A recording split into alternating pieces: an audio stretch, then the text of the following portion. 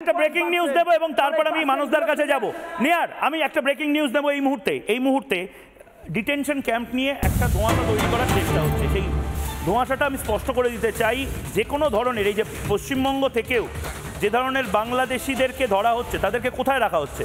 তাদেরকে কি তৃণমূলের পার্টি অফিসে রাখা হচ্ছে না বিজেপির পার্টি অফিসে রাখা হচ্ছে? তাদের একটা সেন্টারে রাখা হচ্ছে যেটাকে সাধারণত জেল বলে, কিন্তু সেই জেলে বিভিন্ন ধরনের ক্রিমিনাল থাকে যারা আলাদা করে রোহিঙ্গা বা যারা হয়তো লস্করে তৈবার সাথে যুক্ত এমন কোনো বিদেশি এই মুহূর্তে ধরা পড়ছে, তাদের আলাদা করে ডিটেনশন ক্যাম্পে রাখার কথা এই মুহূর্তে বলা হয়েছে। ব্যাস এইটুকুই।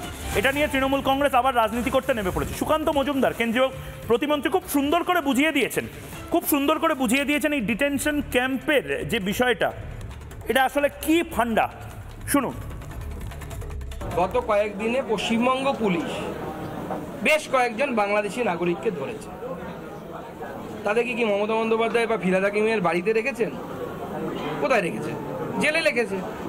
So this is that jail is this detention camp. সব দেশেই হয় ডিটেনশন ক্যাম্প, মানে এরকম নয় যে যেখানে নতুন করে ঘর বা দোয়ার তৈরি করে সেখানে গব্বর সিংকে সেখানে জেলারের দায়িত্ব দেওয়া হবে, এরকম কোনো বিষয় নেই। এখনো যে নিয়ম আছে যে বাংলাদেশি কোনো নাগরিক ধরা পড়লে তাকে জেলে রাখতে হয়, সেরকমই যে অনুপ্রবেশকারী, অবশ্যই বাংলাদেশি নাগরিক মানে অনুপ্রবেশকারী যদি ধরা পড়ে সেই অনুপ্রবেশকারীকে সেরকম জেলে রাখতে হয়, সেই জেলটাই ডিটেনশন ক্যাম্প। মানুষদের দুটো জিনিস, এক, এটা একটা সত্যি খুশির দিন, কারণ অ্যাটলিস্ট তারা মাথা উঁচু করে এখানে থাকতে পারবে। মানে এই প্রতি মুহূর্তে ওখানে ভয় থাকতো, এখানেও ভয় থাকা, এটা হয়তো কিছুটা কাটবে। 2-5 বছরের মাথায় এরা কিন্তু অটোমেটিক্যালি ন্যাচারালাইজেশন পদ্ধতিতে নাগরিক হওয়ার একটা সুযোগ পাচ্ছে। কিন্তু মানুষদা এটাও একটা ব্যাপার যে আমরা আসলে এটা করে একটা বৃহত্তর লড়াইকে হেরে যাচ্ছি। মানে প্রত্যেকটা দেশ, সেই দেশগুলো থেকে আমাদের ঘাট ধাক্কা দেবে। সেই দেশগুলো নির্দিষ্টভাবে সিরিয়া, প্যালেস্টাইন, পাকিস্তানের মতন দেশ তৈরি হবে, আর আমরা আমাদের দেশে সবাইকে নিয়ে থাকবো এবং এটা বলবো যে না না না না এরা কি আর হবে, ভুলে যাই। কেন আমরা প্রতিবার আমরা প্রত্যাঘাত কেন করতে পারবো না?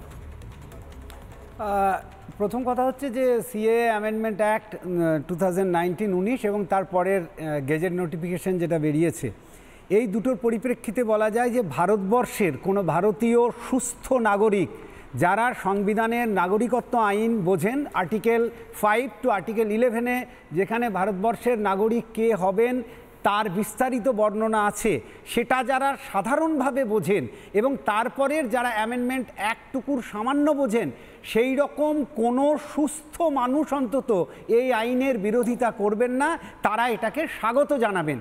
তার কারণ হচ্ছে যে এটার অনেকগুলো সুদূর প্রসারী দিক আছে।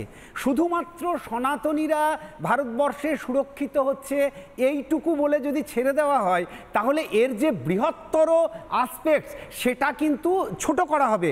কারণ শুধু হিন্দু নয়, হিন্দু, শিখ, ফার্সি, জৈন, বৌদ্ধ সবার কথা বলা হয়েছে এবং সেখানে বাংলাদেশ শুধু নয়, বাংলাদেশ, পাকিস্তান, আফগানিস্তানের কথা বলা হয়েছে। এবার এর ফলে ভারতবর্ষের ইতিহাস এবং ভূগোল আগামী 5 বছর 10 বছরে দুটোই পাল্টাতে পারে। যেটা তোমার শেষ প্রশ্ন ছিল, সেটা হচ্ছে আন্তর্জাতিকভাবে আমরা কি প্রমাণ করতে পারবো। ধরো বাংলাদেশ, পাকিস্তানে 1947 পাকিস্তানে হিন্দুর সংখ্যা ছিল 22.5, বাংলাদেশে হিন্দুর সংখ্যা ছিল 25.5। এখন সেই পরিপ্রেক্ষিতে তাদেরকে ল্যান্ড অ্যালটমেন্ট করা হয়েছিল, যে যেহেতু এই জনসংখ্যা তাদের ল্যান্ড অ্যালটমেন্ট এটা। এখন সের পরিপ্রেক্ষিতে ধরো ভারতবর্ষে পাকিস্তান, বাংলাদেশ থেকে 6 কোটি 7 কোটি মানুষ এসেছে, সেইটাকে যদি ভারত সরকার এই আইনের মধ্য দিয়ে খাতা কলমে প্রমাণ করতে পারি যে বাংলাদেশের 15% হিন্দুকে এবং পাকিস্তানের 20% হিন্দুকে আমাদেরকে জায়গা দিতে হয়েছে, তাহলে আন্তর্জাতিকভাবে আমরা দাবি জানাতে পারবো যে পাকিস্তানের 19% ল্যান্ড এবং বাংলাদেশের 15% ল্যান্ডের উপরে এখন আমাদের অধিকার এবং সেটা আন্তর্জাতিকভাবে স্বীকৃত হবে।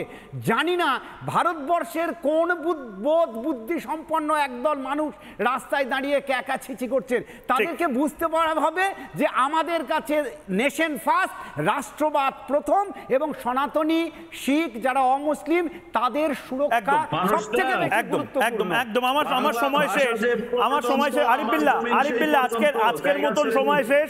আজকের মতন আপনারা শান্তিতে থাকুন। আমার প্রয়োজনে আবার বাংলাদেশে হয়তো ঢুকতে হতে পারে। টেলিভিশন সেটের মাধ্যমে, আবার টিভি ভাঙতে পারে বাংলাদেশে। কিন্তু একটা কথা অন্তত বলে দিচ্ছি, হিন্দুদের হাত আমরা ছাড়িনি। বাংলাদেশের হিন্দুরা বানের জলে ভেসে যাবে না, প্রধানমন্ত্রী নরেন্দ্র মোদী ভেসে যেতে দেবেন না। ছোট্ট বিরতির পর ফিরে আসছি, সঙ্গে থাকুন। নানা ধরনের কন্টেন্ট দেখার জন্য লাইক করুন, শেয়ার করুন আমাদের ফেসবুক পেজ, সাবস্ক্রাইব করুন আমাদের ইউটিউব চ্যানেল। পাশাপাশি অন্যান্য ব্রেকিং নিউজের জন্য অবশ্যই চোখ রাখুন রিপাবলিক বাংলায়।